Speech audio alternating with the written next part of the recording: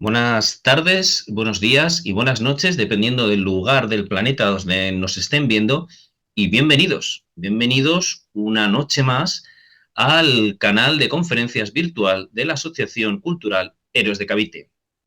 Miren, en Cavite nos encantan tratar temas de nuestra historia, sobre todo aquellos que resultan poco conocidos, aquellos a los que no se ha dado la importancia que se merecen. Y sin duda el tema de hoy es uno de ellos, porque hoy vamos a hablar de la otra mitad. Todos conocemos el papel preponderante de Castilla en la creación de la hispanidad, pero ¿y qué hay de la otra gran corona que fundó la hispanidad? ¿Qué hay de la corona de Aragón? Pues para hablarnos de ello, hoy tenemos a un auténtico experto. Hoy tenemos a Fermín Gracia Llanes. ¿Y quién es Fermín Gracia Llanes? Pues es un licenciado en Humanidades por la Universidad de Zaragoza y máster en Educación por la Universidad Complutense de Madrid. Y además de ello, es licenciado en Ciencias Religiosas por la Universidad de Salamanca. Ha ejercido como profesor de Educación Secundaria, de Geografía e Historia en diversos institutos de Navarra y Aragón. Y en la actualidad es profesor de Geografía e Historia en el Colegio Público Integrado Espartidero de Zaragoza. Y si esto les parece poco, además es autor de un ensayo, Un camino empedrado de preguntas, en el que desarrolla un pensamiento donde se contraponen con sencillez, pero también con rigor, las grandes cuestiones que atañen al ser humano en relación con la religión y con la vida. Estamos, pues, ante un pensador, pero también un historiador. Y en esta faceta es la que hoy viene a hablarnos. Porque hoy Fermín Gracia, que además de todo lo que he dicho, y creo que incluso más importante, además es aragonés de pro, como digo, Fermín Gracia nos hablará de Aragón y de su papel en la configuración de la hispanidad. Fermín, buenas noches y bienvenido. Buenas, buenas noches, buenos días y buenas tardes, como muy bien has dicho, según donde se nos vea. En la hispanidad ya sabemos que no se pone el sol. Efectivamente, Fermín. Pues Pues procedo. cuando quieras puedes comenzar tu conferencia para que no nos quede ninguna duda del papel fundamental que tuvo la Corona de Aragón en la creación de esto, de lo que llamamos hispanidad.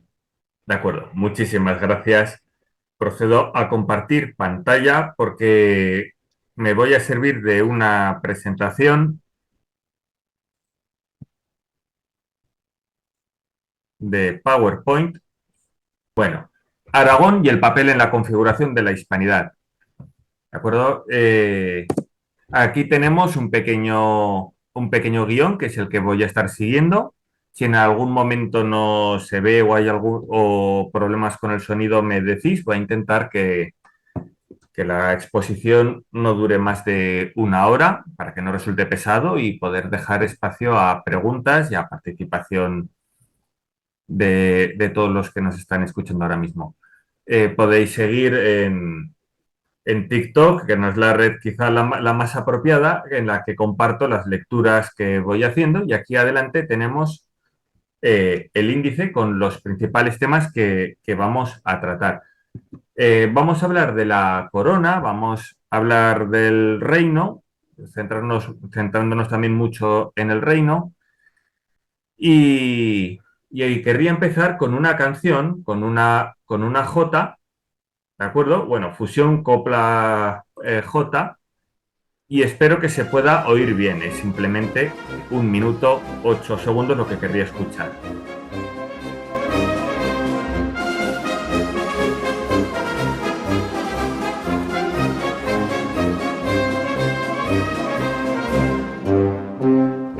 Soy de Aragón, la tierra noble, la de los claros torrentes, con sus hembras sonrientes y sus mozos como el roble, orgullosos y valientes, verde llanura aragonesa, el Ebro riega su paso, convirtiendo el prado en raso y después de voto beso a la Virgen del Pilar.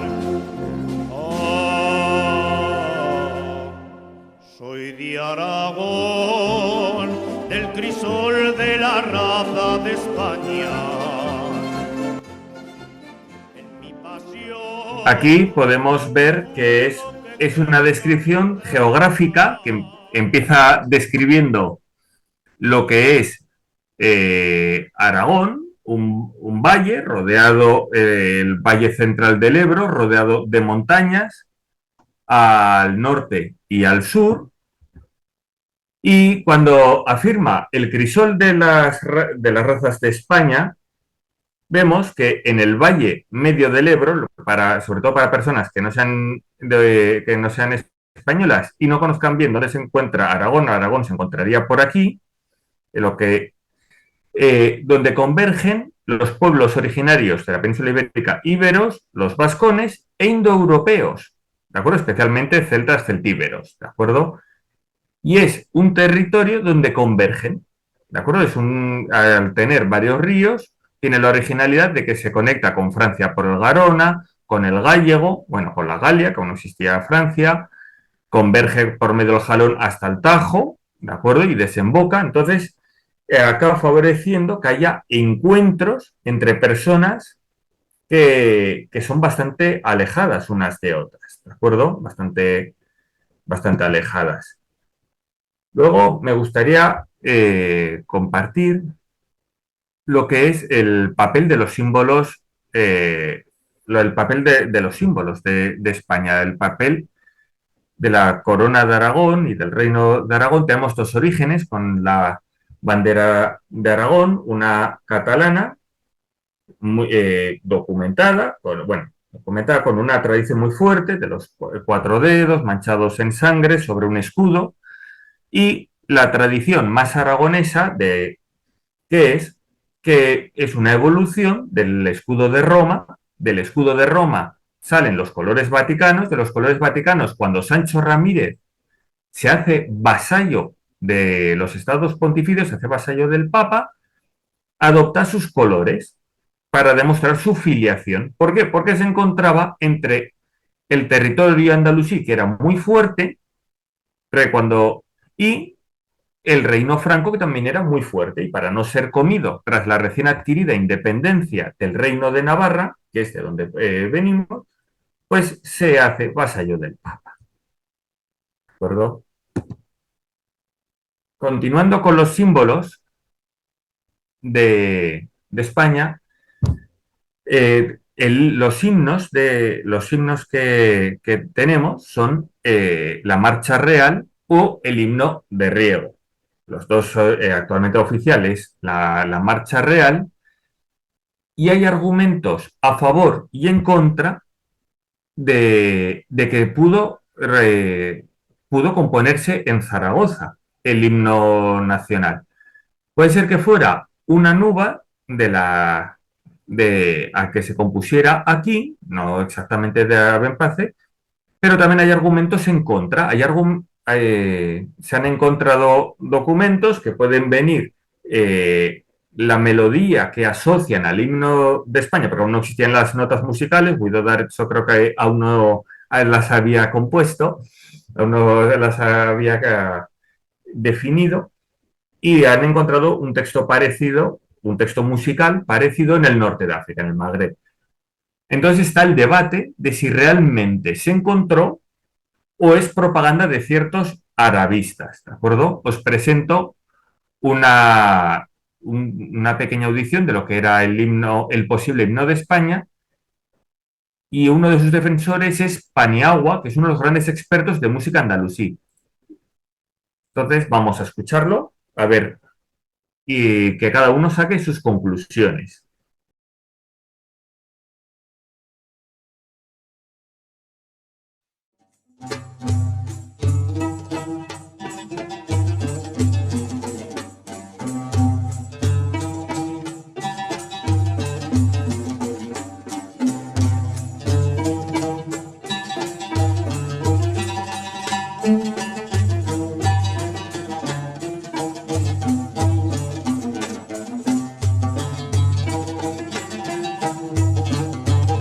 Bueno, como veis, no es extraordinariamente difícil ver los paralelismos entre el himno de España y esta nuba. yo, bueno, no soy un experto en música, no soy un experto musical, pero hay perspectivas a favor y en contra. Lo mismo pasa con el himno de Riego y la Val de Benás. Hay dos puntos de vista que yo tampoco sabría por cuál definirme. Unos dicen que el himno de Riego no proviene propiamente de Aragón y de la Val de Benás, sino que, que era una marcha anterior y que pervivió en el Valle de Benasque, en el Valle de Benasque. Y entonces cada vez que había un hecho importante lo seguían tocando, incluso durante el franquismo y demás. Y otra perspectiva es que durante el trienio liberal, cuando iban marchando a Madrid, habría unos de Benasque que cantarían esa canción y se adoptó como himno, a modo como la marsellesa. Entonces aquí os pongo un ejemplo de, bueno, cómo suena la Valdevenas, el baile de Benasque y cómo lo van interpretando, ¿de acuerdo? Entonces, claro, según os he estado presentando, es posible, aunque no me atreva a presentarlo, que los dos himnos de España tengan origen aragonés. Pero vuelvo a repetir que hay argumentos tanto a favor como en contra.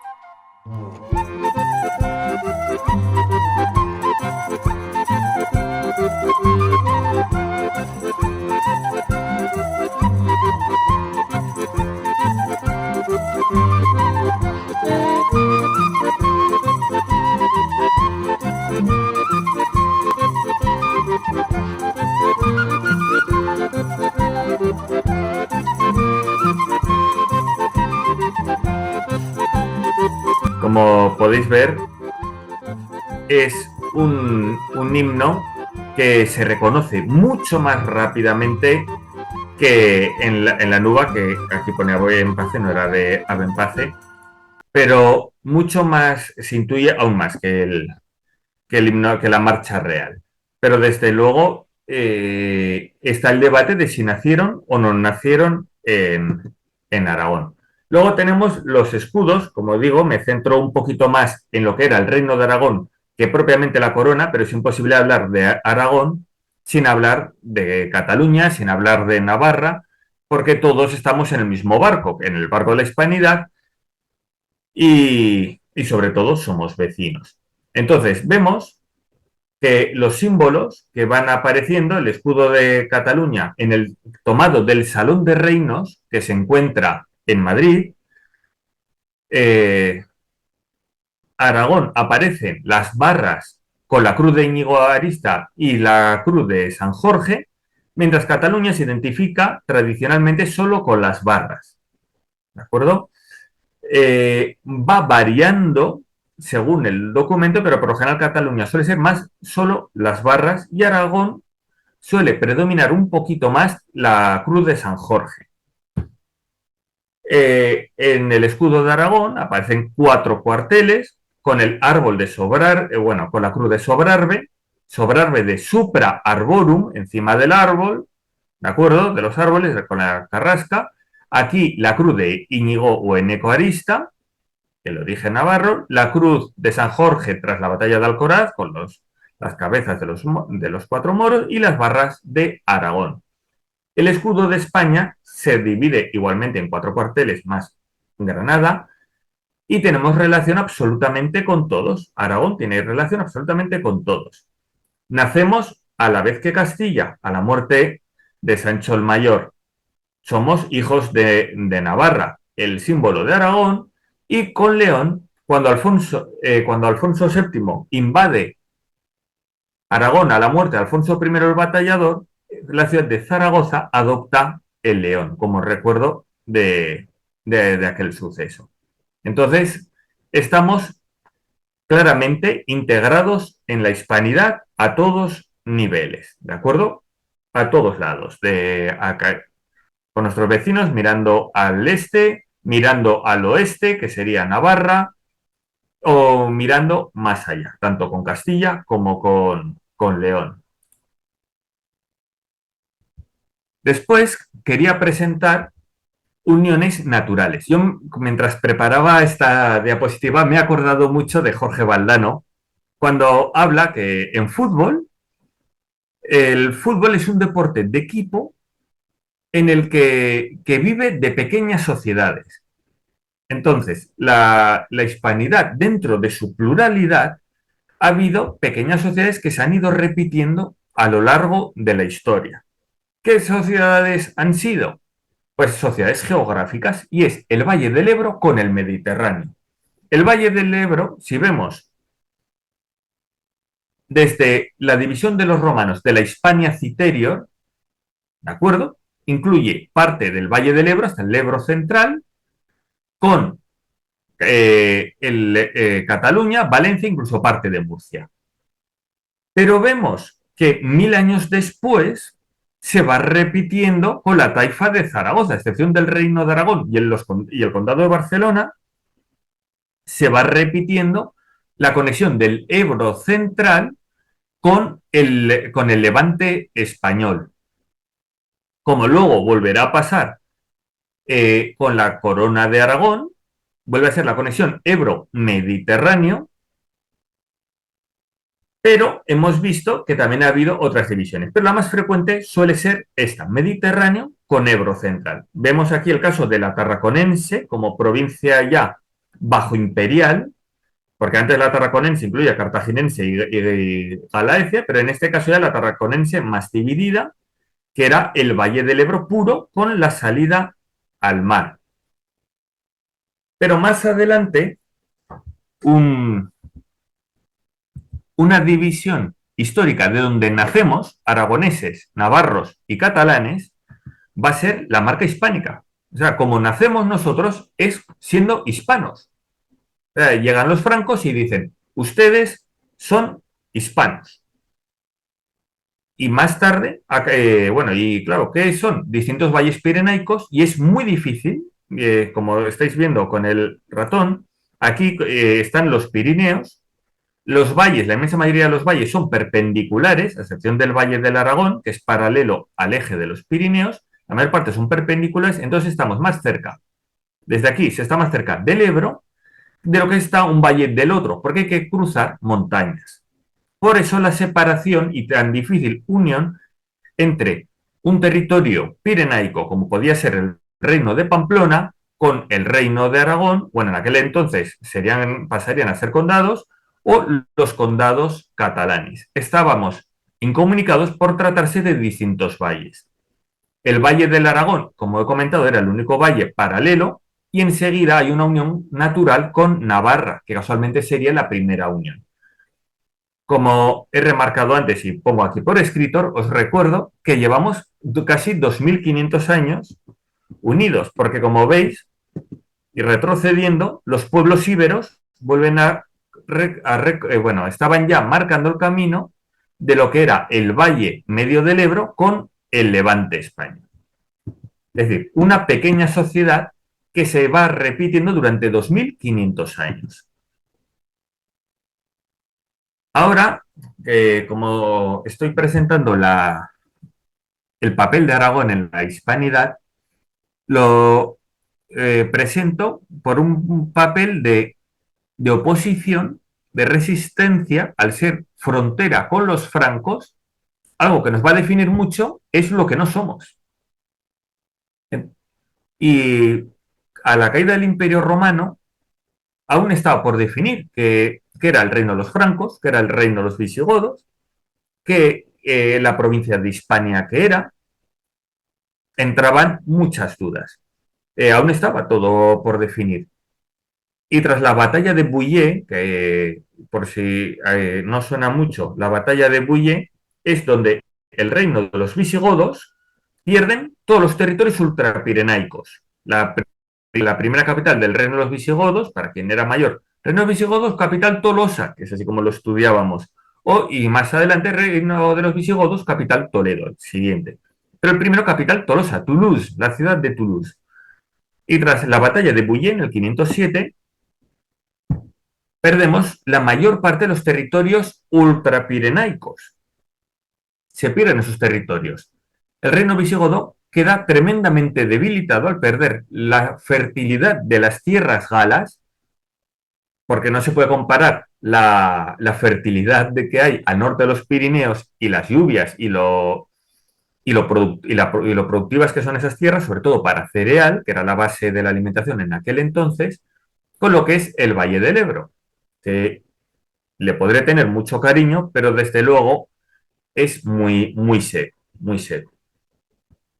Y entonces, claro, estaba por definir que era un territorio y el otro, y todos buscaban fronteras naturales. La frontera natural que buscaban los visigodos de lo que iba a ser el reino de Hispania, lo que iba a ser la Hispania, la cara sur o interior del río Garona, que nace en Aragón, eh, nace en los Pirineos aragoneses y va dibujando un arco pasando por Toulouse y desembocando en Burdeos. Entonces la cara interior es la Gascuña o Vasconia, que es lo mismo, y parte del Mediterráneo francés. Todo eso estaría en territorios que los visigodos y más tarde la hispanidad por parte de Aragón mantendrá muchos contactos. Pero los francos también van a tener sus ambiciones. ¿Qué ambiciones van a tener? Llegar al Ebro, una frontera natural, y la frontera natural para ellos no iban a ser los Pirineos. La frontera, eso sería en 1659, con la paz de los Pirineos. Para ellos la frontera deseada sería el Ebro. Entonces, claro, del Ebro para el norte hasta los Pirineos son los territorios que ellos deseaban tener. En ese anhelo, con unas fronteras difusas de un mundo que estaba naciendo y aún por definir, el rey franco Childeberto se atreve a sitiar Zaragoza con unas murallas romanas que estaban en su esplendor, a duras penas tendrían 300 años, bien gruesas, casi 8 metros de grosor, sitia la ciudad y ve que no es posible ocuparla sin perder muchos hombres. Es decir, la puede ocupar, pero luego como la defiende, no le quedarían soldados. Y la ciudad de Zaragoza dice, yo puedo resistir al asedio, pero ¿cómo puedo resistir? Y llegan más o menos a un acuerdo. Le ceden la túnica de uno de los santos más importantes de la cristiandad, sobre todo en aquel entonces, que era San Vicente, porque el cristianismo a duras penas llevaba ya algo más de 2 siglos siendo religión tolerada, y con la túnica de San Vicente van a acabar fundando la famosa iglesia parisina de Saint-Germain-des-Prés. ¿De acuerdo? Carlomagno, 230 años después, volverá a cruzar los Pirineos para volver a poner la línea de conquista en el Valle del Ebro, que era lo que quería, el Ebro como frontera natural. En este caso es una jugarreta del gobernador de la ciudad de Zaragoza que lo invita, dice que quiere cambiar la lealtad, y cuando llega Carlomagno, como ya estaba enterado Abderramán I, poco más que le pregunta que usted qué hace, usted qué hace. Y invitando a no sé quién. Bueno, entonces al final no le abren las puertas, Carlomagno con un pedazo de ejército en las puertas, y le pasa lo mismo que a Childeberto, que no se dice para lo que puedo hacer aquí, si no puedo defenderla, me van a faltar víveres, pues me vuelvo para casa. Y en ese momento de ese primer viaje de Carlomagno es el nacimiento de la literatura francesa. No sé si se ve bien el libro. En la literatura francesa, una de las primeras composiciones van a ser las hagiografías. Una de ellas nace en Cataluña, la Cantinela de Santa Eulalia, la Cantinela de Santa Eulalia, patrona de Barcelona, y en el camino de vuelta, tras el desastre que van a sufrir en Roncesvalles a manos de los vascones, tras su rechazo de Zaragoza, la chanson de Roland, el primer, la canción de Roldán, que es tan importante y orgullo de la literatura medieval francesa. Así que la definición propia de hispanidad y la invitación de Zaragoza a Carlomagno va a ser el origen de la marca hispánica y al mismo tiempo de parte de la literatura francesa, especialmente la medieval. 1000 años después, fijaos que va pasando el tiempo, llega Napoleón. Él ya no quería poner, bueno, no personalmente, pero sí las tropas napoleónicas, va llegando, ya no quiere poner la línea de frontera en el Ebro, sino apropiarse de toda España y va sitiando Zaragoza. Era la misma técnica, que llegaran de un lado, que llegaran del otro, entrando por ambos pasos pirenaicos del País Vasco y de Cataluña, encontrarse en Zaragoza, pero se encuentra la resistencia en Vitoria, resistencia en Gerona y luego en Zaragoza se montó la Madre del Cordero. Resiste el primer sitio muy bien. En el segundo sitio manda a Lannes, amigo personal de Napoleón, y tras un sitio atroz, conquistando calle a calle, casa a casa, acaba sucumbiendo con un pacto de rendición. La ciudad se entrega, o sea, no es que la conquisten plenamente, sino que la ciudad se entrega porque no era posible seguir, ya prácticamente quedaban solo mujeres, niños, curas y 4 campesinos defendiendo la ciudad, con una paz pactada, que luego no van a respetar los franceses, pero fue al 4º intento, tras haber arrasado la ciudad. ¿De acuerdo? Y aquí os presento unas cuantas imágenes que ahora voy a comentar, porque claro, lo que define la hispanidad en una parte como es que es lo que somos y lo que no somos. Y lo que no somos eran los que no, los ultrapirenaicos. Nosotros somos al otro lado de los Pirineos, somos al sur. Y aunque hemos tenido territorio, ha habido territorios con los que nos podemos sentir profundamente emparentados, que es el sur de la Galia, ¿de acuerdo? O el sur actualmente de Francia, con los que hemos ido manteniendo unos vínculos muy fuertes y donde también se pueden hallar restos de la hispanidad, que es un aspecto en el que quiero profundizar. Por medio del condado de Barcelona, que más adelante sería el Principado de Cataluña, tenía unas relaciones ultrapirenaicas muy fuertes. No que las hubiera desarrollado, que es mi teoría, sino que nunca llegó a abandonarlas. Uno de los posibles orígenes del nombre de Cataluña es Gotialania, godos y alanos, para mostrar que no eran francos, eran hispanos, eran españoles. Y la misma relación que vemos en este mapa de abajo con lo que era Hispania visigoda tras la batalla de Bouillé, que mantuvimos la Septimania, el arco mediterráneo, vemos cómo el condado de Barcelona, más adelante Cataluña, seguirá manteniendo contacto con los mismos territorios, uno a uno. Seguían siendo un territorio de visigodos que seguían teniendo contacto. Más tarde se desarrolló también, bueno, al mismo tiempo se desarrolló una relación de vasallaje con un territorio que, si veis, se parece en gran parte con el que perteneció en un momento los visigodos. Y por aquí podemos encontrar restos de la hispanidad.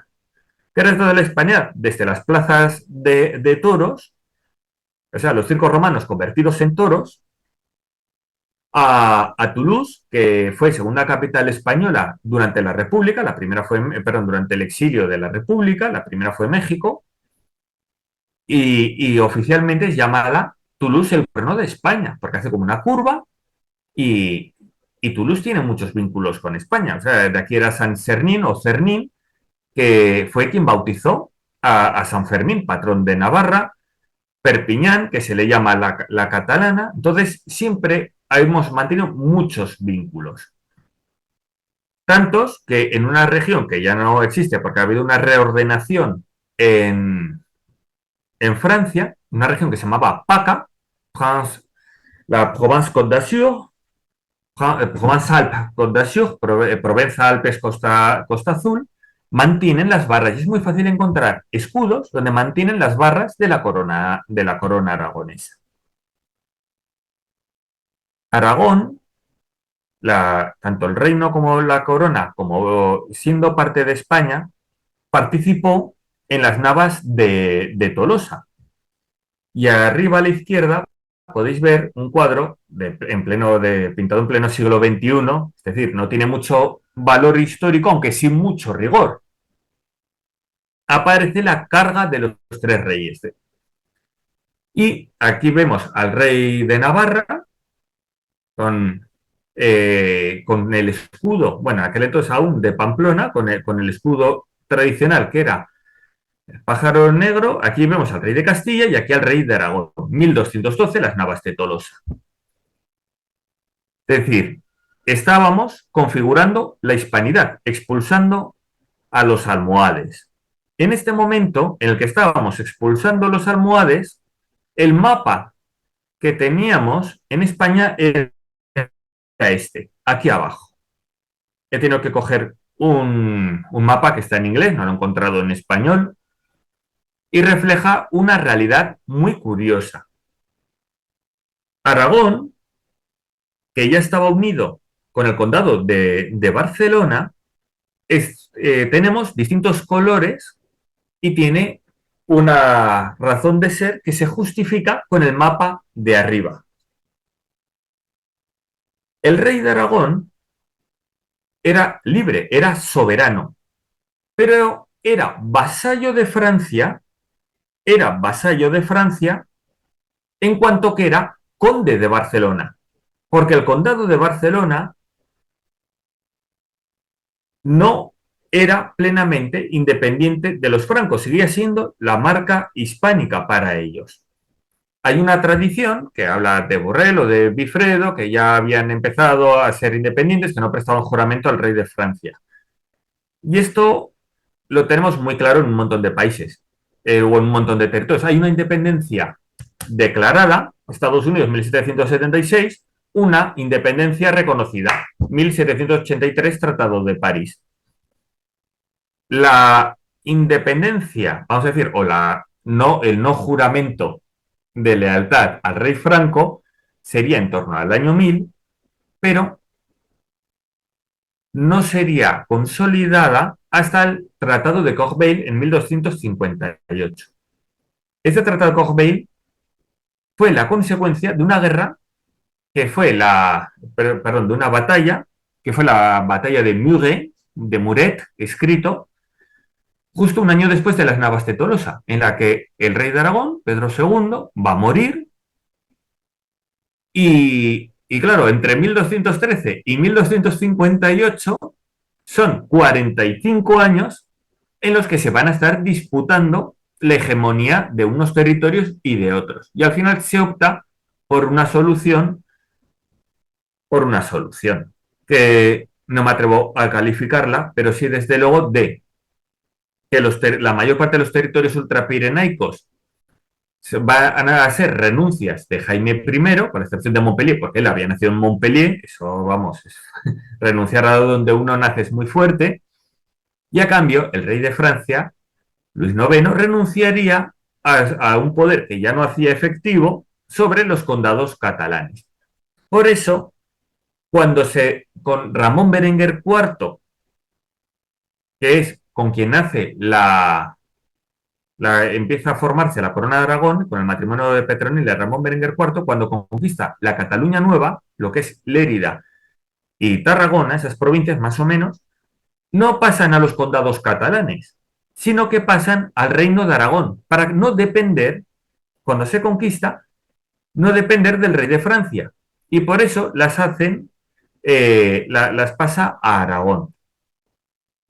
Las pasa a Aragón, eso es totalmente cierto, pero también es cierto que cuando uno ve las cartas de poblamiento, por ejemplo la de Salou, que es pública, la han hecho en bronce en un monumento en el mismo Salou, se va repoblando a los usos con los usos de Barcelona o los usos de Cataluña.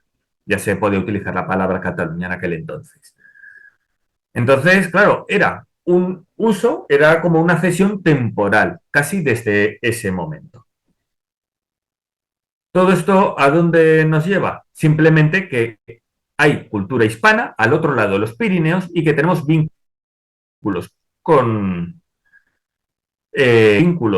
al otro lado de los Pirineos que nos han conformado y al mismo tiempo tenemos una oposición que nos define, porque nosotros no somos como al otro lado de los Pirineos, aunque se nos parezcan y tengamos un vínculo muy fuerte también. Como la definición por oposición nos vamos haciendo, aquí tenemos un billete que a todos nos sonará de 1000 pesetas, especialmente a las personas más mayores, en el que aparecía Galdós por el otro lado, aparece en las Canarias Puente con América y el Teide, monte más alto de España y sito en la isla de Tenerife, y este texto que no sé si lo hemos leído alguna vez, que es de los episodios nacionales de Pérez Galdós, la selección que pusieron. Y entre los muertos habrá siempre una lengua viva para decir que Zaragoza no se rinde. Nos definen la resistencia a los francos, que no queremos ser franceses. Como dice la Jota, que la Virgen del Pilar no quiere ser francesa. Los sitios es un hecho fundante del aragonesismo y además las guerras napoleónicas es el origen del nacionalismo, de la identidad nacional en la mayor parte de los territorios, no solo de España, sino de Europa.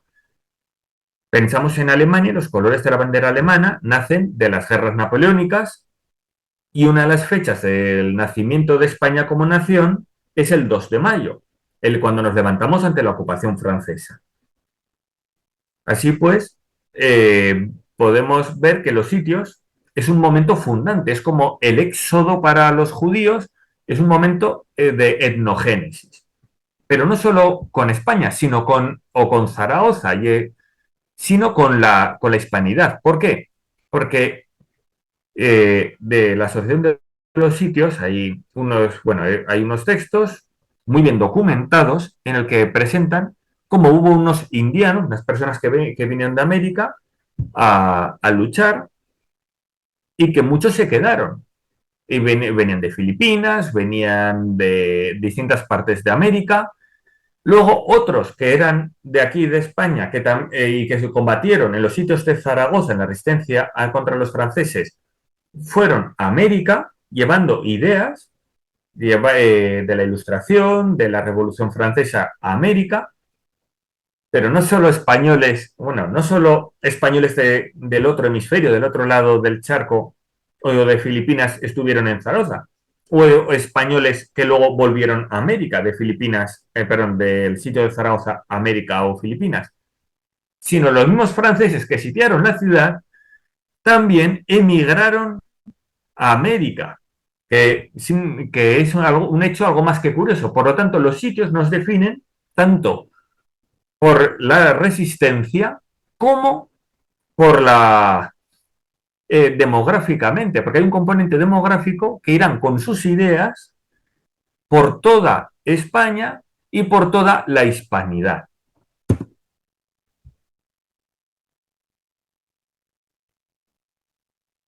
Quería presentar, y no he sabido cómo presentar, me han entrado dudas, el Cid como elemento común a la hispanidad y Aragón. Dentro del reino de Aragón, actualmente la autonomía aragonesa, tenemos muchos territorios que han dejado el nombre del Cid.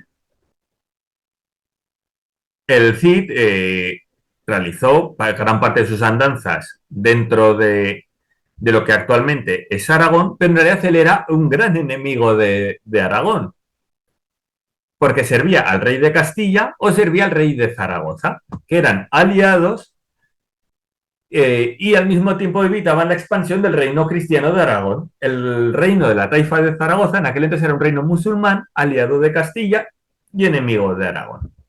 Y cuando se marchó de Castilla, se fue a servir en gran parte, se fue a servir al rey de la taifa de Zaragoza. Por eso, si veis la serie del Cid, lo reciben con el himno de España, que es muy, muy gracioso. Bueno, pues el Cid va dejando su nombre en un montón de pueblos. Iglesuela del Cid, el Pollo del Cid, y conquista a los almorávides, lo que es el reino de Valencia. Quería presentar una visión contraria que dicen que el nombre del Cid en la toponimia no es una alusión a Rodrigo Díaz de Vivar, sino que es de una palabra que era sí como lugar apuntado, de lugar elevado. como si fuera pollo o puello en Aragón o en Navarra, que utilizamos la palabra pollo o puello, en catalán puig, que es la misma palabra, que proviene de podium, del latín, y entonces siembran la duda. Claro, nunca sabes si cuando siembran la duda es por un interés político antihispanista o si realmente está bien documentado. Yo dejo aquí la cita, que está subrayada, porque yo tengo serias dudas. Me parece coherente, me parece plausible, pero también me parece plausible que el Cid fue una persona extraordinariamente relevante y alguien que realmente forja la hispanidad desde Castilla, desde Aragón, su hija la casa con Ramón Berenguer III, conde de Barcelona, es decir, tiene vínculo prácticamente con toda España, con Al-Ándalus, con todos reinos cristianos, e incluso quiero reivindicar que Castilla, recién emancipada del reino de Navarra, seguramente él no tuviera ningún problema para entenderse con los reinos aragoneses, cosa que ya veremos más adelante, porque en un reino hablarían lenguas romances muy parecidas. Hay un aspecto delicado en el que me ha dado miedo meterme, porque algo muy típico de la hispanidad ha sido la relación caimita que tenemos unos con otros, la balcanización, dividirnos en taifas, son enfrentarnos a un poder fuerte, son tendencias que tenemos desde los primeros tiempos desde los pueblos prerromanos o incluso los pueblos prehispánicos en América. Bartolomé Ben Nassar, cuando en su libro La conquista, la América española y portuguesa, el de los siglos XVI y XVIII, comenta cómo los pueblos prehispánicos, uno de los problemas que tenían de avance era que se daban la espalda, que no se comunicaban unos con otros, se ignoraban. Por eso uno tenían unos grandes avances en un sector y el otro no los compartían, porque eran ajenos unos a otros. La hispanidad los puso en comunicación. Bueno, pues en España hemos mantenido comunicación, a diferencia de los pueblos prehispánicos en América, pero una comunicación a veces no muy productiva. Entonces vamos a ver la relación de sublevaciones y levantamientos que hemos tenido. El primero, el de Saracusta, que ya hemos comentado, cuando va llamando a Carlomagno para que venga y le libere del dominio andalusí. No olvidemos que hasta Abderramán III, 3/4 de la población de Al-Ándalus seguía siendo cristiana, era un territorio recién conquistado, no estaba aún islamizado,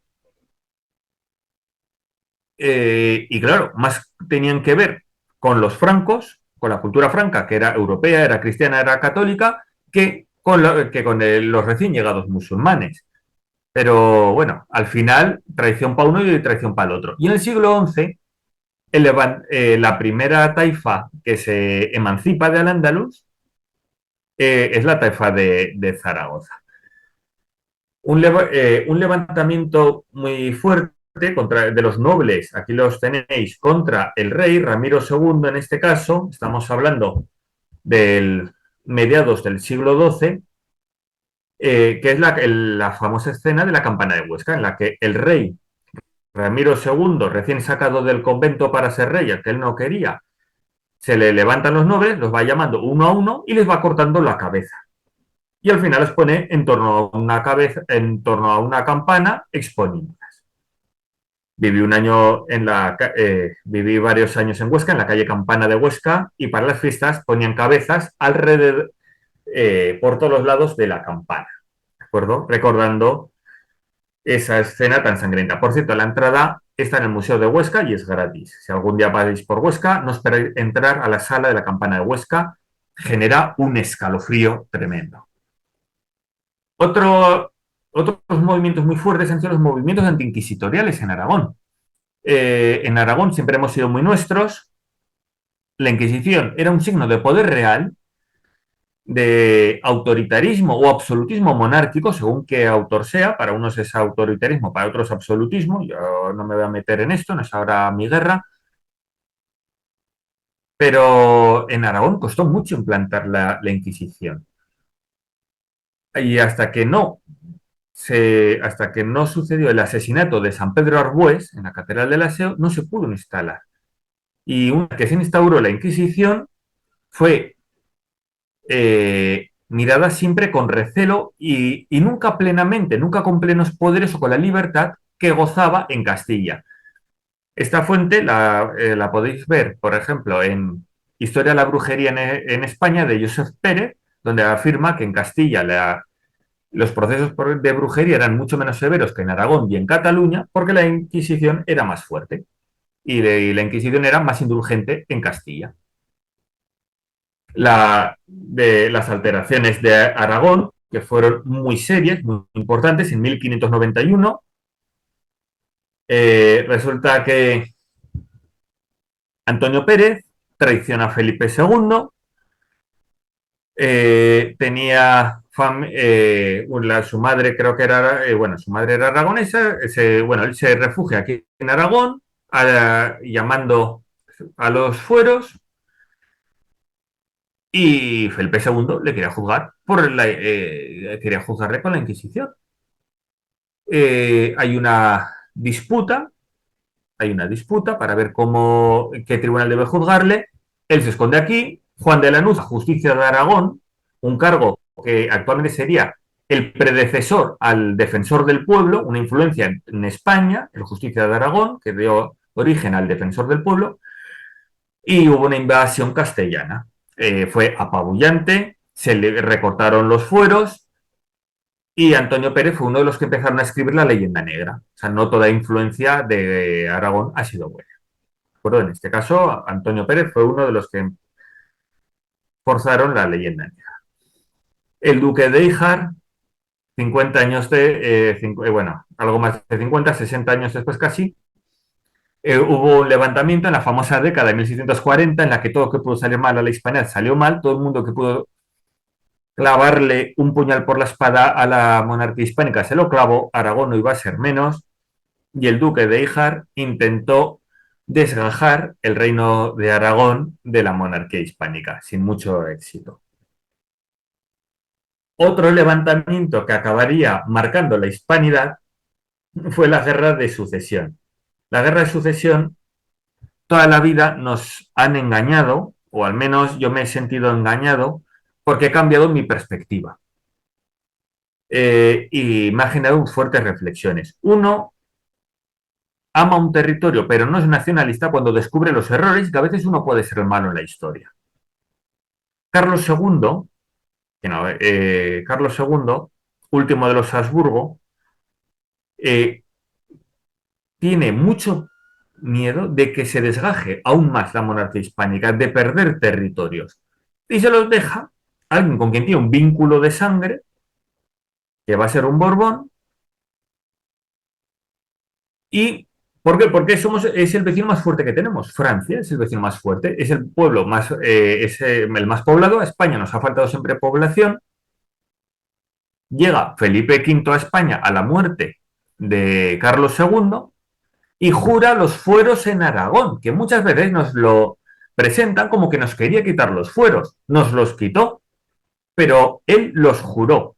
Y nos los quitó tras la guerra en la que nos levantamos la corona de Aragón. Caímos en la trampa que habían presentado los ingleses al ver barcos franceses navegando por la América española y tropas francesas acantonadas en Flandes. Dicen, estos, que son las dos principales potencias del continente, estos se nos comen. Y la corona de Aragón caímos claramente en la trampa. Y nos levantamos contra un rey legítimo que había jurado los fueros aragoneses, catalanes, e iba a jurar en Valencia sus fueros.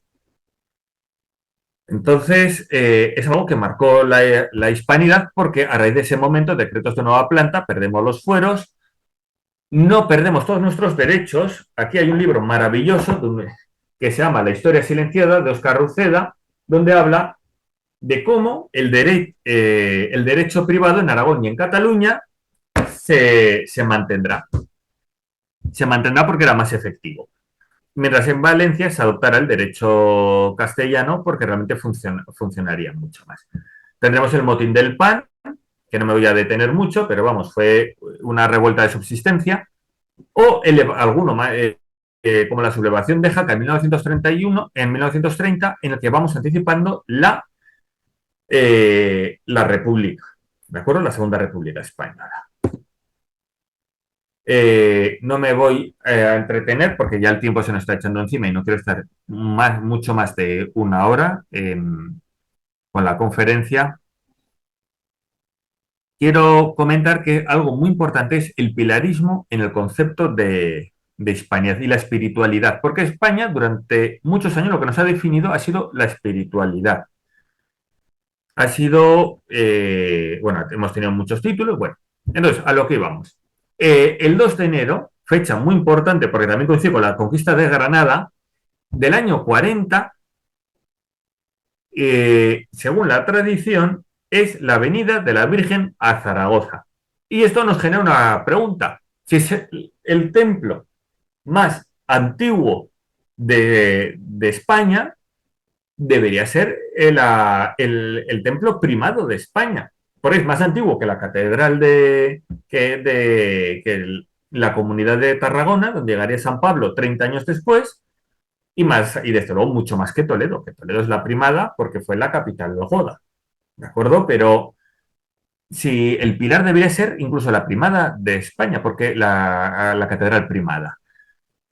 La tradición pilarista que va a tener tanta influencia en la hispanidad, aparece reflejada en Santa Engracia, en el sarcófago, aunque yo no he encontrado la imagen para ponerosla, cosa que se me llevan los demonios.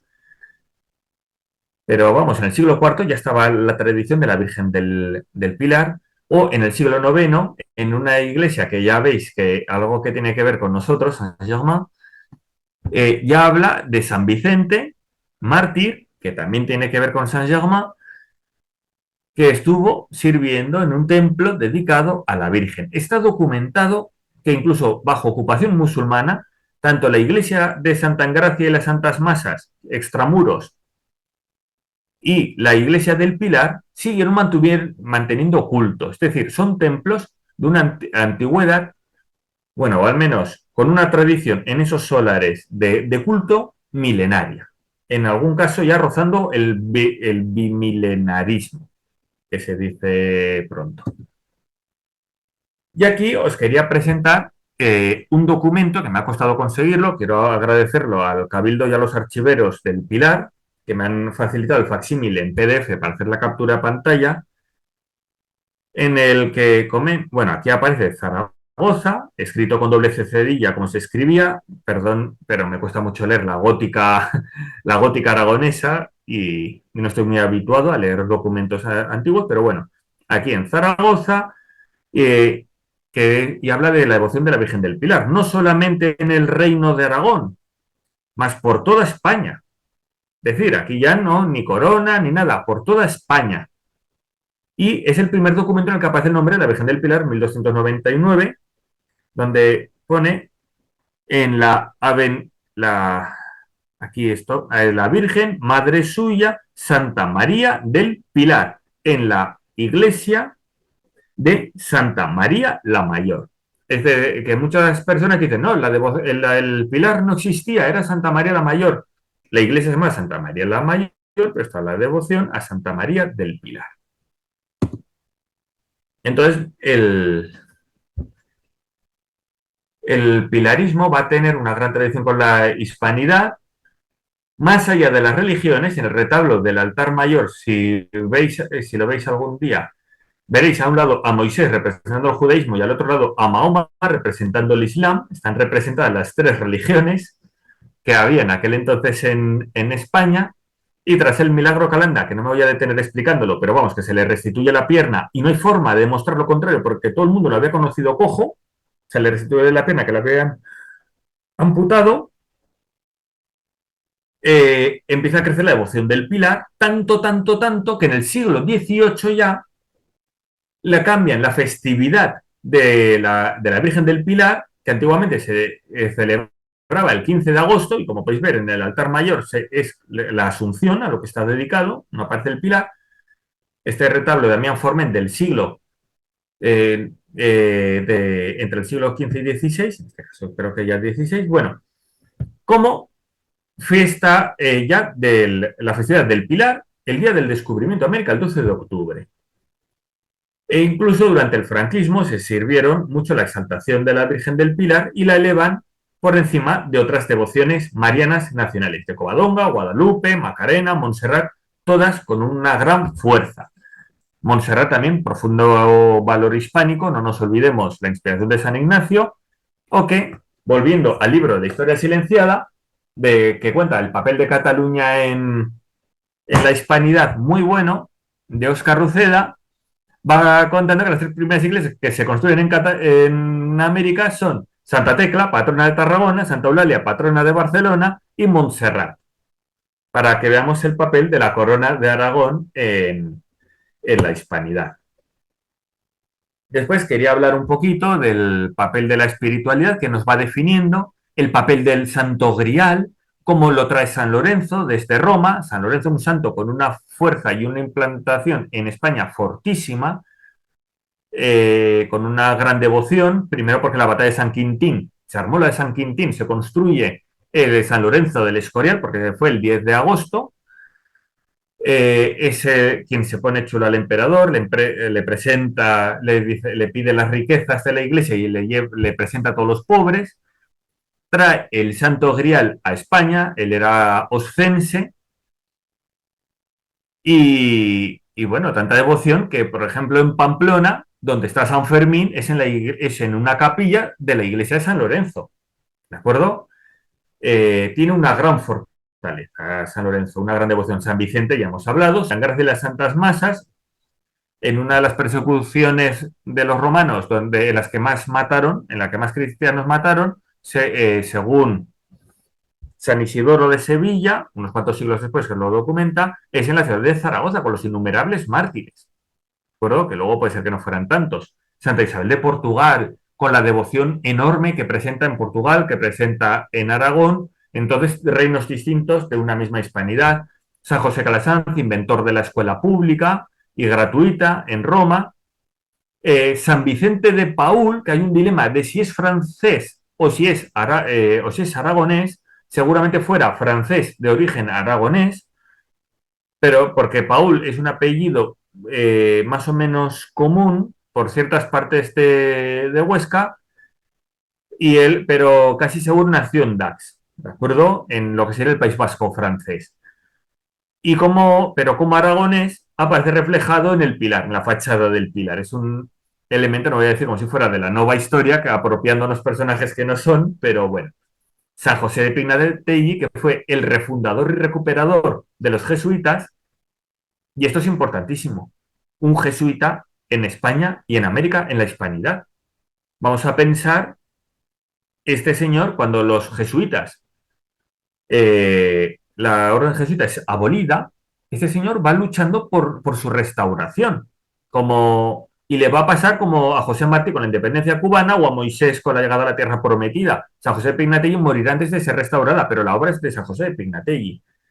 Y sin San José de Pignatelli, vamos a pensar que no podría haber existido en Argentina el padre Castellani, no podría haber existido para Nicaragua Ignacio de Yacuría, no podrían haber existido el Papa Francisco, un montón de personajes relacionados con la hispanidad, porque no hubieran existido los jesuitas. Y por último, el santo moderno con más devoción que hay, el santo del siglo XX con más devoción, que ha sido San José María Escrivá de Balaguer. ¿De acuerdo? Que aquí presento la foto y que podéis notar la foto en muchos, bueno, la foto en muchos altares. Aquí vamos continuando. En Goa, en la India, también encontramos restos del hispanismo, el centro de peregrinos del Pilar, Research Pilar, ¿de acuerdo? Y la iglesia del Pilar, en Goa, que era portuguesa, imágenes de los innumerables mártires en la plaza del Pilar, en Puerta Cinegia, donde fueron ejecutados. San Vicente de Paúl en la fachada del Pilar, en la puerta de la izquierda, como si fuera un santo aragonés más. San Lorenzo con la parrilla y Santa Isabel de Portugal, pintada por Zurbarán, uno de los grandes artistas del barroco andaluz, transportando flores en lo que se habían transportado las joyas. que iba a compartir con las personas necesitadas. Tras hablar de la fe, quiero centrarme en la intelectualidad. Cómo fundamos no solamente desde el corazón de la espiritualidad, sino desde el cerebro, como el papel que hemos tenido. Como San Braulio, obispo de Zaragoza, anima a San Isidoro a la redacción de las etimologías, primer intento enciclopedista en la historia de España, bueno, y de la historia de la humanidad, el papel de la taifa, donde aparece, de donde es Abenpace, primer filósofo andalusí que adopta el aristotelismo y por medio del aristotelismo, bueno, y por medio de su adopción del aristotelismo, inspira a Vicena y Averroes, que luego serán traducidos en la Escuela de Toledo. La Escuela de Toledo llevará a Aristóteles hasta París, donde llega un italiano que se llama Tomás de Aquino, que va a ser la inspiración de la escolástica, que luego será la Escuela de Salamanca, que tanta influencia tendrá en el hispanismo. Es decir, uno de los orígenes sería Abenpace, digno de mención. Jerónimo Zurita presenta los libros de la historia de Aragón, aquí en este caso protagonistas las barras, pero con los otros dos cuarteles tradicionales, que son la Cruz de San Jorge y Íñigo Arista, ¿de acuerdo? Baltasar Gracián, con la famosa frase que mantenemos de lo bueno si breve dos veces bueno, de lo malo si breve menos malo. El arbitrismo, hay un libro maravilloso del Instituto Fernando Católico en el que habla del arbitrismo en Aragón, donde narran las cortes aragonesas con Juan José de Austria, sobre todo con Juan José de Austria, nombrando los problemas que padecía Aragón de despoblamiento y la llegada masiva de productos extranjeros, especialmente de Francia, a lo que no aporta ninguna solución, porque acababa diciendo Juan José de Austria que si no pasaban por Aragón, pasarían por otro lado y los mercaderes que gastaban dinero en alojarse por aquí lo gastarían en otros sitios.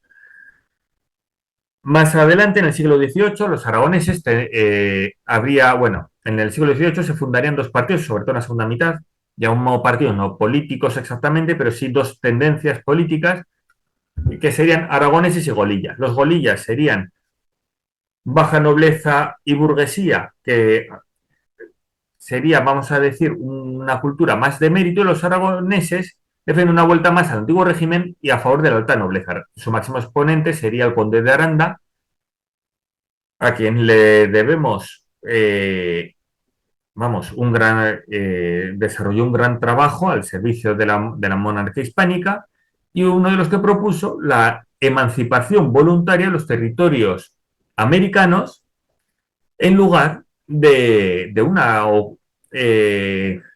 mantenernos todos juntos. Dice, oye, ahora que hemos ayudado a los Estados Unidos a ser independientes, han firmado el Tratado de París en 1783, vamos a darles la independencia porque será un espejo para ellos y no debemos de tener guerras con nuestros hermanos. Bueno, un siglo y poco después estaremos firmando otro tratado en París con la pérdida de Cuba, Filipinas, Puerto Rico y Guam, ¿de acuerdo? Frente a los mismos Estados Unidos que habíamos ayudado a que fueran libres. La primera facultad de Economía fue la de Zaragoza, que daríamos una serie de ministros de Economía, muchos de ellos vergonzantes, como fue el caso de Calomarde, que es citado por Galdós cuando habla de algo muy malo, como si fuera una plaga, dice, los peores tiempos desde los tiempos de Calomarde. Félix de Azahara, otro gran ilustrado, lo tenemos aquí, que fue un inspirador de la teoría de la evolución de Darwin, una de las personas que se sirvió del guaraní para hacerlo lengua científica, dando nombres a un montón de animales y de especies en Paraguay, que es donde estuvo trabajando en la linde entre los territorios hispánicos y los territorios portugueses. Y como vuelvo a citar, uno de los antecedentes directos en la teoría de la evolución de Darwin y el único no anglosajón que cita, ¿de acuerdo? Y el regeneracionismo. Acabar con la eterna decadencia española e hispana. Tenemos a Joaquín Costa, aquí le ponemos rostro a Joaquín Costa. Tenemos a Lucas Mayada, que también era aragonés, era un geólogo que detecta los males de España, y no me atrevería a decir si Cajal o no. Sí. Ramón y Cajal lo podría poner entre regeneracionista o no, pero desde luego un ejemplo de persona que cabría perfectamente. Pasamos a otro apartado que es el Aragón en el imaginario artístico español e hispano, y querría citar como un poema de José Martí. Tengo yo en el corazón un lugar todo Aragón, franco, fiero, fiel, sin saña. Si quiere un tonto saber por qué lo tengo, le digo que allí tuve un buen amigo, que allí quise a una mujer. Allá en la Vega Florida, la de la heroica defensa, una alusión a los sitios, por mantener lo que piensa, juega la gente la vida. Fama de cabezones que tenemos. Y si un alcalde lo aprieta o lo enoja un rey cazurro, calza la manta al baturro y muere con su escopeta. Quiero la tierra amarilla que baña el Ebro lodoso, quiero el pilar azuloso de Lanuza y de Padilla. Estimo a quien de un revés echa por tierra un tirán. Lo estimo si es cubano, lo estimo si aragonés. Amo los patios sombríos, con escaleras bordadas, amo las naves calladas y los conventos vacíos, amo la tierra florida, musulmana o española, donde rompió su corola la poca flor de mi vida. Estos versos le dedica José Martí, líder de la independencia cubana. Él era independentista, pero no antiespañol. Nos amaba, nos quería y a los aragoneses, por supuesto. En el Parque Grande de Zaragoza se pueden observar el monumento a Rubén Darío e incluso un monumento a Simón Bolívar, ¿de acuerdo? Pues a la entrada. No me digáis cómo llegó el de Simón Bolívar. La relación de América con Aragón también tenemos una relación muy fuerte artística. Tenemos una relación, bueno, muy fuerte, una relación. Se ha publicado un libro de Manuel Toussaint, ya bastante mayor, ya bastante viejo libro, de El arte mudéjar en América. Vemos que no me atrevo a decir que hubo inspiración o influencia aragonesa en el arte americano, no me atrevo a decirlo, pero sí desde luego que hablaban el mismo lenguaje artístico. Hay obras donde hablan el mismo lenguaje artístico. Y aquí podemos ver la fachada de la iglesia de Tobet, con paños de sepka y dibujos geométricos, cómo coincide con la bóveda de cañón de la iglesia de la Compañía de Quito, cómo se van entrelazando motivos geométricos, como pasan en la iglesia, en la fachada de la iglesia de Tobet o en tantos edificios mudéjares aragoneses. O en el desaparecido patio del convento de Santa Engracia podemos valorar también cómo se entremezclan elementos mudéjares, como son elementos góticos, estos pináculos, arcos de medio punto, arcos de herradura, se van juntando distintos arcos, o aquí en San Francisco de Lima, arcos de medio punto y encima superpuestos arcos trilobulados de clara inspiración musulmana. No me atrevo, vuelvo a decir, que sea una inspiración, que sean una influencia, pero sí, desde luego, vemos que hablan el mismo lenguaje. Y a la hora de inspirarse en el mudéjar, yo siempre digo que es a Aragón lo que el modernismo a Cataluña. ¿Puedes encontrar modernismo en otros sitios? Sí, pero el bueno es en torno a Barcelona, a Cataluña. Mudéjar, ¿puedes encontrar en otros sitios? Sí, pero desde luego el patrimonio de la humanidad es el mudéjar aragonés. La influencia en la pintura, los desastres que pinta Goya, del levantamiento del 2 de mayo, el 3 de mayo, como influencia a Picasso, o cuando pintamos historia quería presentar a Padilla, que muchas veces vemos estos cuadros y no sabemos que son de Padilla. El primero o uno de los primeros grandes pintores de la historia que no conoció, pintor de una historia que no conoció, al estilo de nuestro Ferrer Almao. Y vemos aquí a Juana la Loca encerrada en Tordesillas, o la entrega de llaves de Boabdil a los reyes católicos. Como era aragonés de Villanueva Gallego Pradilla, saca por delante y en rojo para que se vea bien a Fernando el Católico. ¿De acuerdo? Que no se obvie. Dentro del imaginario me gustaría citar a la Gatepac, que es el grupo de arquitectos que se nace en el Gran Hotel de Zaragoza, donde se juntan arquitectos de toda España. Y nace la arquitectura contemporánea española moderna. En 1930, un año después de la Exposición Universal de Barcelona y de la Iberoamericana de Sevilla. donde aún estaba el modernismo, aunque estuviera el edificio de Mies van der Rohe, el pabellón de Holanda, que ya era claramente racionalista. Y quería poner unos cuantos ejemplos artísticos. Esta iglesia, la Capilla Soca, que muchos ni la conocerán, que está en Uruguay, porque como muchos de estos arquitectos luego emigraron en la posguerra por temas políticos o económicos a América, desarrollaron parte de su obra. Esta capilla no es que vaya a ser una obra cumbre de la arquitectura, pero sí, desde luego, vemos en Zaragoza la iglesia de los marianistas, que es muy parecida. O, por ejemplo, Esteban de la Mora, que tampoco es que sea aragonés, pero es miembro de la Gate Paz, de los que estuvieron aquí en el Gran Hotel, que diseñó la Plaza de Toros en un estilo mudéjar, claramente mudéjar, la Plaza de Toros de Bogotá. Pablo Serrano, uno de los grandes escultores de la abstracción aragonesa, es hijo de Uruguay, nació en Uruguay, aprendió en Uruguay, pero considerado aragonés, y el papel de Buñuel con el despertar del cine mexicano. O sea, incluso el Oscar que ganó, en gran parte, si no alguna, hay que atribuirlo a México y las películas mexicanas que estuvo dirigiendo. Y ahora quiero pasar a un apartado un pelín reivindicativo de Aragón y la hispanidad silenciada. De cómo, he remarcado antes, Aragón es el origen de la marca hispánica, bueno, Zaragoza es el origen de la marca hispánica, el origen de la causa de que viniera Carlomagno y más y adelante hubiera otros territorios, el papel fundador o cofundador de la lengua española, porque es cierto que está en Rioja, en San Millán de la Cogolla, una forma de decir Millán es Emilio, es el mismo nombre, por eso se llaman las glosas emilianenses, a unos poemas latinos, y aparecen unas glosas, unas explicaciones en euskera y en romance. Ese romance hay una discusión sobre si es navarro-aragonés, que era el mismo romance, o si era castellano. Seguramente, desde aquí me lanzo un poco al vacío, fuera un poquito de las dos.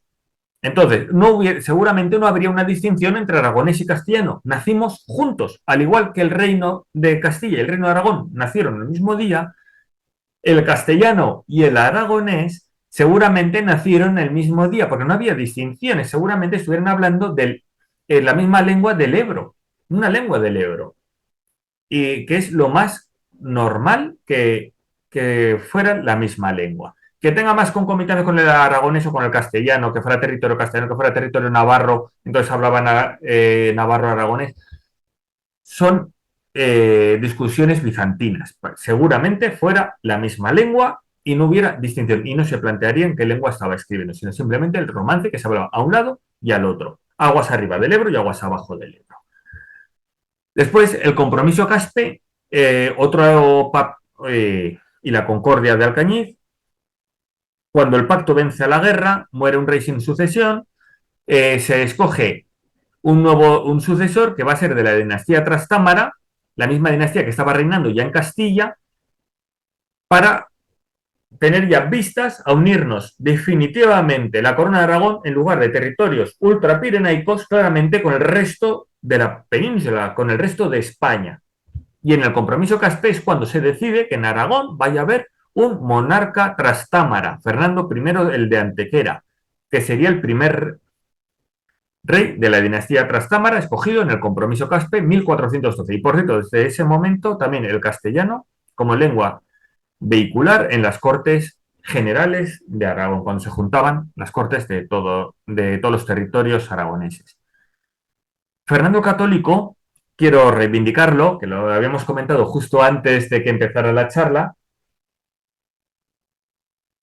que tanto Henry Kamen, biógrafo suyo, o Eliot en la España Imperial o en otros libros, lo mencionan tanto como si fuera castellano o como si fuera catalán, obviando que era aragonés, nació en Sos del Rey Católico.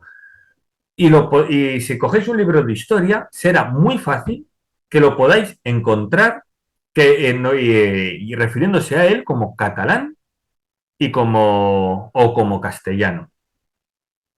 También quiero reivindicarlo como ejemplo de buen gobierno, ya que Maquiavelo se inspira en Fernando el Católico para escribir su libro más famoso, El Príncipe, o Baltasar Gracián, ya en el siglo XVII, lo recuerda como modelo de gran gobierno. ¿De acuerdo? Una obra panegírica, bueno, una obra en la que lo pone por las nubes, y que Henry Kamen, en su biografía, irá nombrando pequeños fragmentos de Gracián, en los que va describiendo la labor del gran monarca católico. Y por último, algo muy importante, que la unificación de España, siempre dice, los reyes católicos unifican España. La unificación es con Isabel la Católica muerta. Isabel la Católica muere en 1504 y los territorios quedan unidos de lo que actualmente configura España por un solo gobernante por primera vez en 1512 con la anexión de Navarra, por la anexión de Navarra. Y esto es un acto de Fernando Católico como rey de Aragón y regente de Castilla. Entonces, hay que reivindicar mucho el papel de Fernando Católico, que muchas veces se le presenta como si fuera un personaje totalmente secundario. Y era tanto monta tanto. Isabel y Fernando eran absolutamente iguales. Incluso él era el gran maestre en las órdenes militares castellanas. Él era la figura masculina que en un mundo tardomedieval o del primer renacimiento era necesario. Después, el papel de Aragón en América ha sido muy pequeño. No hemos sido grandes, o sea, somos el único territorio de España que ni ha tenido mar, ni hemos pertenecido a Castilla. Así que las conexiones con América las hemos tenido pequeñitas, pero importantes. Juan de Coloma es quien se encarga de negociar con Colón las capitulaciones de Santa Fe, con los acuerdos que más tarde veríamos cómo se cumplirían, pero quien las negocia es Juan de Coloma, un aragonés de Borja. Luis de Santángel, valenciano, ahora dicen que si Colón es valenciano, sería el prestamista que financiaría el viaje. El papel de los virreinatos, cómo se expande España por América, es con el modelo aragonés. ¿Cómo se expande? Es por medio de los virreinatos. Son en plan de igualdad. Y el papel de lo que es España en América queda muy claro en cuanto que nunca hay una isla que se llame nunca hay una isla que se llame la castellana. La isla se llamará la española, el gran virreinato será el de Nueva España, siempre será el conjunto de España. Y por último, como anécdota, el primer chocolate que se realiza en Europa es en Aragón, en el monasterio de Piedra, donde hay un museo del chocolate, recordando ese hito y la gran tradición chocolatera aragonesa. También él quería recordar y reivindicar el Tratado de Zaragoza, para el que pido, por favor, desde Héroes de Cavite, a ver si nos podemos mover para reivindicar el 5º centenario del Tratado de Zaragoza, porque nos acordamos mucho de Tordesillas. Tordesillas es esta línea que divide el mundo en dos, aparentemente, pero divide el mundo en dos si la Tierra es plana. Tras el viaje de Magallanes y Elcano, que lo completa, se añade al escudo de España las Torres de Hércules, pero hace falta una segunda línea para dividir el mundo. Porque si no, una sola línea no te divide el mundo en dos. Hace falta una segunda. Y la segunda línea y primer tratado de la historia que presupone la esfericidad terrestre es el Acuerdo de Zaragoza. Por lo tanto, sería un bello motivo para reivindicar una cumbre iberoamericana, una cumbre ibérica. Sería algo muy bonito poderlo celebrar en Zaragoza en el 5º centenario. Me parece algo muy, muy apropiado. Y luego, por último, aquí tenemos los dances típicos del folclore típico de España. La jota es la música más extendida de España. Hay jota valenciana, murciana, manchega, extremeña, castellana, cántabra, navarra, catalana. En las tierras célebres se bailan muchas, pero la más reconocida, y es así, es la jota aragonesa. Y ha llegado la jota chocoana en Colombia, donde puede ser que sea influjo aragonés, e incluso a Filipinas. Yo os voy a poner un vídeo de jotas filipinas para que veáis cómo suena y cómo la bailan, ¿de acuerdo? Cómo el hispanismo, en este caso aragonés, llega hasta allí.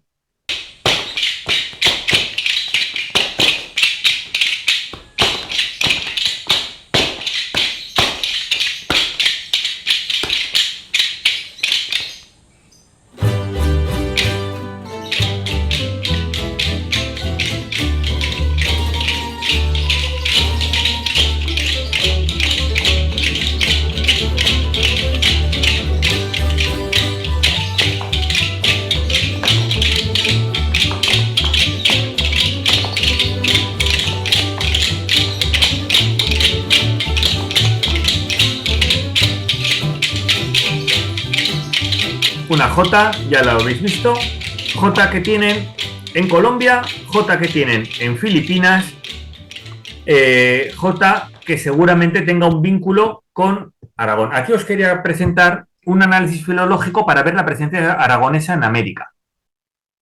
Lo primero que os quería presentar era este mapa de España.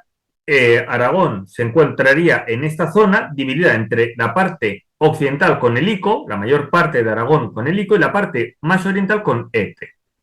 Por eso, por ejemplo, en Huesca no es Huesquica, es Huesqueta. Y compartimos con Navarra, con nuestros hermanos navarros, el Ico. Entonces, viendo la línea del Ico, vemos que hay una proyección hacia el sur que marca claramente lo que sería la repoblación medieval. Vemos que los diminutivos van coincidiendo con la repoblación medieval, con la reconquista.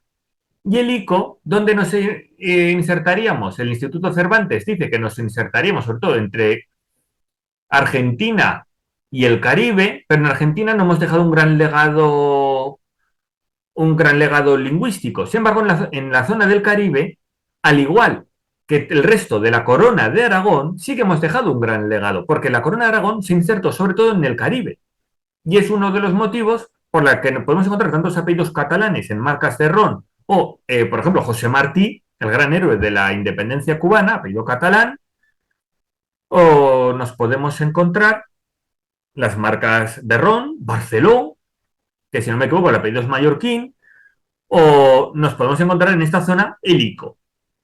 Y como anécdota, aquí saco a Esther Casorrán, archivera del Pilar. No le he cogido la foto en la que mejor sale, pero sí en la que mejor se lee almario, que es como en Aragón se decía hasta el siglo XVIII armario. Es decir, una lambardización, que es como se dice, la confundir la R con la L, almario, como pasa en ciertos lugares del Caribe. Cuando uno piensa en un acento caribeño, muchas veces se sustituye la R por la L. Y no digo ni me atrevo a decir que venga de influencia aragonesa, pero simplemente que aquí en Aragón se hacía, si hay una serie de expresiones como tira cascala, donde hay una R que es comida y se la come la L, o aprendiz con pelo pa' joderlo, o otro que es un refrán donde la R y la L, bueno, la R desaparece en lugar de otra L. Entonces, esta sustitución RL que se da en el Caribe, una de las posibilidades que yo planteo es que pudiera ser por migración aragonesa. No estoy seguro, simplemente lo sugiero. ¿De acuerdo? Que casualmente es donde se da el ICO. Podemos continuar también el tema de los virreinatos, cómo se daban por toda la monarquía hispánica, especialmente tomado de la corona de Aragón, y sentó la base de lo que sería más tarde la monarquía hispánica. Y por último, quiero hablar de Aragón como el corazón de la hispanidad por el Ebro, como ya termino. El comercio del Ebro, cómo lo realizaban los mudéjares. Hay una obra maravillosa del comercio de la navegación del Ebro, editado por la institución Fernando el Católico. Lo realizaban sobre todo mudéjares, que son musulmanes en territorio cristiano, y cuando se les obligó a convertirse los moriscos, hasta su expulsión, en este tipo de barcas que se llaman yaúts, podemos pensar que el Ebro se navegaba hasta Haro, que viene de Faro, en La Rioja. Entonces te comunicaba Castilla, Navarra, Aragón y Cataluña, pese al azud de Cherta, que hubo que destruirlo hasta que los mudéjares fueron expulsados y ya no hubo pleitos, ya no hubo disputas, como los ríos nos comunican con la Galia, como es el caso de la Garona y el Gállego, que se llama Gállego porque nace en la Galia, el Ebro, que comunica el Cantábrico con el Mediterráneo, el Tajo, que nace en Albarracín, en la Sierra de Albarracín, al lado de la cuenca del Jalón. Entonces, el Ebro y el Tajo están conectados, casi conectados, o el Turia, porque no hay que olvidarse que Teruel es Aragón, y desde el Turia también se llega a Valencia. Es decir, los ríos nos van comunicando hacia el Mediterráneo, al Cantábrico, la Francia o el resto de España. Vemos que con lo que menos el Cantábrico. ¿De acuerdo? Hay una serie de infraestructuras que hemos pedido para vertebrar España, que era la navegación del Ebro, que ya se vio que no era viable, se planteó el canal imperial, que iba a comunicar Santander con San Carlos de la Rápita, actualmente solo la Rápita, que iba a convertirse en el gran puerto del Mediterráneo español, pero por falta de recursos de la Rápita hasta Amposta hay únicamente una mala acequia y el canal imperial queda unido únicamente de Zaragoza hasta un poquito antes de Tudela. Ahí se ha quedado. Las comunicaciones con Francia, que es el tercer mundo, el eje de Teruel, insertar a Teruel en el eje Madrid-Valencia. ¿Cuánto nos hemos acordado ahora con las inundaciones que estén aislado Teruel de Cuenca para poder comunicar Valencia por otra vía, que tenga otra vía? Y quiero comentar esto, el tren de la Hispanidad y el Ebro-Duero. No estamos vertebrados un eje mediterráneo-atlántico que comunique el Ebro y el Duero en ferrocarril, o un tren de la Hispanidad que la reivindique a modo de crucero, un tren que vaya de Barcelona a Cádiz, pasando por Zaragoza, por Madrid, por Toledo, por Sevilla. Tenemos toda alta velocidad y contando la Hispanidad, que es lo que somos. También, continuando, quería explicar que la Hispanidad actualmente es España. En España se da la Hispanidad porque es donde nos juntamos todos los pueblos hispánicos. En Zaragoza destacan los nicaragüenses, sobre todo de la Chinandega. Los chinandeganos son fuertemente representados aquí, colombianos, ecuatoguineanos. Hay muchos representantes de toda la hispanidad. Y también los vínculos que hubo con vamos a decir, grados de hispanidad mediterránea, tanto con Italia como con el sur de Francia, desde juegos de cartas como el guiñote a juegos como la morra, que se juegan en Aragón, Cataluña, Italia, Grecia, en territorios que estuvieron comunicados con la corona de Aragón, y me faltan datos para saber si llegaron a América. Y con esto termino, como la hispanidad está inserta dentro del Templo del Pilar en su pluralidad, cada uno con su personalidad, como está representada en nuestros corazones, aquí las tres carabelas y América, como se llama la Fuente de la Hispanidad, en plena Plaza del Pilar, pero no toda nuestra influencia ha sido lo buena que me hubiera gustado. Aquí tenemos un cura jesuita, aragonés, el cura Pérez, que participó en la guerrilla colombiana fusil en mano. Entonces, también de vez en cuando creo que tengo que reconocer algún error porque no toda influencia ha sido positiva. Con esto quiero agradeceros la paciencia, el interés, y ya hemos terminado por mi parte. Muchas gracias por vuestra atención y dejo de proyectar la pantalla. Bueno, yo quería agradecerte, Fermín, la exposición, y muchas gracias, desde luego, por compartir tu conocimiento con nosotros. Una exposición muy detallada, muy definida, y muchas gracias también por poner, por supuesto, a Aragón en su lugar. Vamos a dar paso al turno de preguntas. Por favor, quien quiera preguntar que levante la mano, iremos señalándole por orden. Ahí está Alberto Vicioso levantando la mano, no virtual, sino física. Atención, Alberto, adelante.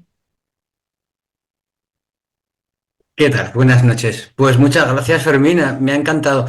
Estoy deseando volver a escucharla de nuevo porque esa forma de explicar no lineal temporalmente puede despistar un poquito. Por eso viene bien volver a reescucharlo porque la verdad es que es una conferencia preciosa, llena de matices, llena de datos y me ha encantado. Quisiera puntualizar acerca de una bueno, de dos figuras que has hablado. Una, naturalmente, Fernando el Católico, que como muy bien dices, en alguna ocasión se le nombra como castellano o como catalán.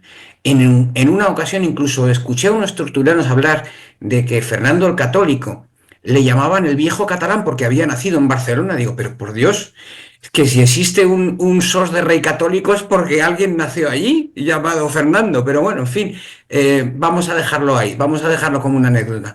Y otro personaje que has mentado, eh, que le ponía con demérito como aragonés, que era Antonio Pérez. Antonio Pérez, hay una puntualización que hacer, y es el hecho de que Antonio Pérez era hijo de Gonzalo Pérez, que era secretario de Carlos V. Pero Gonzalo Pérez era cura, y Gonzalo Pérez le endiñaron el hijo. Todo esto dentro de una posibilidad. Y es que parece ser, podría ser que Antonio Pérez fuera realmente hijo ilegítimo del príncipe de Éboli. Con lo cual tendría más sangre portuguesa que aragonesa, porque realmente si el origen de Gonzalo Pérez, que sí, efectivamente estaba en Monreal de Ariza, en la provincia de Zaragoza, cerca ya de Guadalajara, realmente no era el padre sanguíneo de Antonio Pérez, sino el padre, por así decir, putativo. Era hijo adoptivo, por así decir. Con lo cual, aunque Antonio Pérez se acogió al fuero aragonés y vino aquí, pues como te digo, posiblemente tuviera más sangre portuguesa que aragonesa. Con lo cual, ese demérito aragonés de Antonio Pérez, pues a lo mejor no es tal. Simplemente quería puntualizar eso, porque Es una Antonio carga Pérez menos sobre es una nuestras persona espaldas. es una figura muy controvertida sobre el que hay muchísima leyenda, no solo en Antonio Pérez, sino en todo lo que rodea a Antonio Pérez. En la princesa de Bolí, la del parche, es que es todo muy cinematográfico. Y, Sí. y en cualquier caso, sí, sí, sí, podría ser hijo del príncipe de Éboli, con lo cual Aragonés tenía poco, Pues me lo apunto. solo administrativamente, por así decir. Bueno, y solo quería puntualizar eso. Muchas gracias, Fermín, por tu A ti. conferencia. Pues muchas gracias, Alberto, desde Calatayud, Alberto Vicioso, compañero de la directiva de Héroes de Cavite. Y yo, si no hay otra cuestión que te piensan hacer, quería preguntarte un poco de la relación comercial entre Aragón y América, porque parece un poco como que la expansión americana la llevó sobre todo Castilla y fue la que se lucró masivamente de este comercio. ¿Cuál fue el papel? ¿Los aragoneses pudieron comerciar con América? ¿Pudieron embarcar en Sevilla mercancía? ¿Tienes conocimiento de este tema? Sí. A ver, es complicado, lleno de matices. Un matiz que no se diga claro es una mentira. Entonces, Mm. a ver cómo expresarlo con corrección y al mismo tiempo de forma inteligible. La corona de Aragón podía comerciar con América, ¿de acuerdo? Podía comerciar con América. Ahora,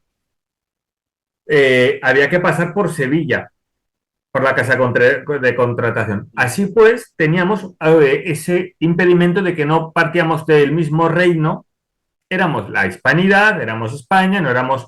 Había debate de si se nos contaba como extranjeros o no. Hay debate, argumentos a favor y en contra, historiadores que dicen que sí o que no, pero lo que sí está claro es que hubo miembros de la corona de Aragón, del reino, no, porque no teníamos mar y no era de la corona, sobre todo catalanes, valencianos y mallorquines, había que pasar por la casa de contratación en Sevilla o por Cádiz y de allí para América, hasta que se liberalizó el mercado. E incluso quería comentar un poquito más, claro, los principales productos de exportación españoles eran sobre todo castellanos, la lana de merino, que era buenísima. Pero tú ponte a vender un traje de lana de merino en el Caribe. ¿Quién te lo va a comprar? Y en el Caribe fue el asentamiento, sobre todo lo que digo, de la corona de Aragón. La corona de Aragón donde más se asentó fue en el Caribe.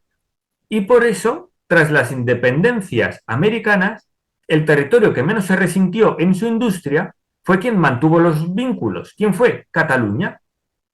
Y por eso Cataluña pudo seguir manteniendo una industria textil muy potente, porque no se había independizado el territorio con quien tenía lazos. Porque la migración siempre se realiza entre personas del mismo barrio. O sea, ¿por qué vienen tantos nicaragüenses a Zaragoza? Porque debió llegar un nicaragüense que trajo al amigo, el vecino a su prima, y así hemos emigrado los españoles, así funciona la migración siempre. Entonces, en el Caribe éramos de la Corona de Aragón, catalanes, valencianos, en menor medida aragoneses, porque las cosas como son, y los vínculos se mantuvieron muy fuertes y por eso, por ejemplo, los tejidos de indianos que se fabricaban en Barcelona, que eran unas telas con unos estampados muy bonitos, muy llamativos, que tenían una gran demanda en el Caribe. No, no, sí, la relación de Cataluña-Aragón y especialmente Cataluña con el Caribe. De hecho, Bacardí, el ron más famoso, Bacardí también es un apellido catalán. Y las habaneras, yo no sé si las habaneras son típicas de Cataluña. Yo creo que la habanera nació en Cataluña. Pues claro, ahí viene el nombre, ¿no? De la relación entre Cataluña y La Habana. Pues voy a leer, si no hay ninguna pregunta más, voy a leer el chat un poco. Nos ha saludado Paula desde San Mateo de Gállego. Nos ha saludado también José Luis desde La Roca. Y luego Rosy Hoyos ha dicho que le ha encantado la conferencia. Juan Carlos, excelente información. Y Nuna López ha dicho, se me ha pasado volando. Ha sido un placer escucharte, Fermín. Así que, Fermín, tengo que felicitarte yo también por tu estupenda y detalladísima conferencia. Si quieres añadir algo más antes de que cerremos. Agradecer a los oyentes. He sido un poco aventurado porque no quería hacer una historia de la Corona de Aragón ni una historia del Reino de Aragón. Me he centrado un poquito más en el reino que lo que es propiamente la corona y he optado por un enfoque temático en lugar de un enfoque cronológico, que como había comentado Alberto, puede ser más difícil de seguir por no haber seguido un esquema lineal, sino un esquema más, como vamos a decir, que siguen los franceses a la hora de redactar historia, más temático. Sí, pero a mí me ha parecido muy original y también muy interesante porque permitía concentrarse en un tema de forma que nos dabas una visión completa de cada temática. Y me ha parecido muy interesante. Hay que decir que Esther ha añadido un mensaje en este último momento diciendo muy instructivo todo lo que nos has contado, Fermín, y muchas curiosidades. Orgullosa de ser aragonesa. Y con esto ya creo que podemos poner punto final a esta conferencia. Muchísimas gracias, Fermín, por compartir de nuevo. Te damos las gracias por compartir todo tu conocimiento, que es mucho, como hemos podido comprobar. Y emplazar a quienes nos han acompañado para la próxima conferencia. Ya, señoras, señores, nos despedimos. Esto es Historia, esto es Hispanidad, esto es Héroes de Cavite. Buenas noches.